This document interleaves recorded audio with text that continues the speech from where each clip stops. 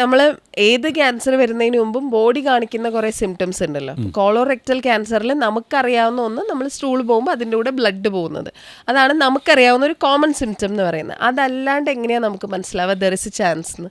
കോളറെക്ടൽ ക്യാൻസറിന് usually symptoms കുറവാണ്. അതാണ് ഇതിനെക്കുറിച്ച് ഡിസ്കസ് ചെയ്യുന്നതും ആൾക്കാരെ കൂടുതൽ അവെയർ ആക്കുന്നത്. എങ്കിലും നമുക്ക് സിംറ്റംസ് ഉണ്ട്. ടോമി ഇപ്പോൾ പറഞ്ഞതുപോലെ നമ്മളുടെ ഓൾട്ടേഡ് ബവൽ ഹാബിറ്റ്സ്, നമുക്കിപ്പോൾ എല്ലാവർക്കും ഒരു പാറ്റേൺ ഓഫ് ബവൽ ഹാബിറ്റ്സ് ഉണ്ട്. അപ്പോൾ ആ ഒരു ബവൽ ഹാബിറ്റ്സിന് വ്യത്യാസം വരിക.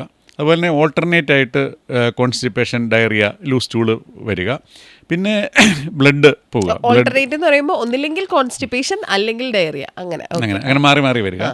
അപ്പം പിന്നെ ഉള്ളത് ബ്ലഡ് പോകുക എന്നുള്ളതാണ്. ബ്ലഡ് ഇതിനോടൊപ്പം പോവുക, അല്ലെങ്കിൽ മലം കറുത്ത് പോവുക, അങ്ങനെയുള്ളത്. ഇതാണ് പ്രധാനമായിട്ട് ലോക്കലായിട്ടുള്ള സിംറ്റം വരുന്നത്. പിന്നെയുള്ളത് വെറുതെ നമുക്കൊരു ഗ്യാസ് ഡിസ്റ്റൻഷൻ പോലെ, ഒരു അബ്ഡോമിനൽ ഡിസ്കംഫർട്ട് പോലെ, വിശപ്പില്ലായ്മ. പിന്നെ ഉള്ളത് നമുക്ക് വെയിറ്റ് ലോസ് വരിക, പ്രത്യേകിച്ച് കാരണമൊന്നുമില്ലാതെ നമുക്ക് വെയിറ്റ് ലോസ് വരിക.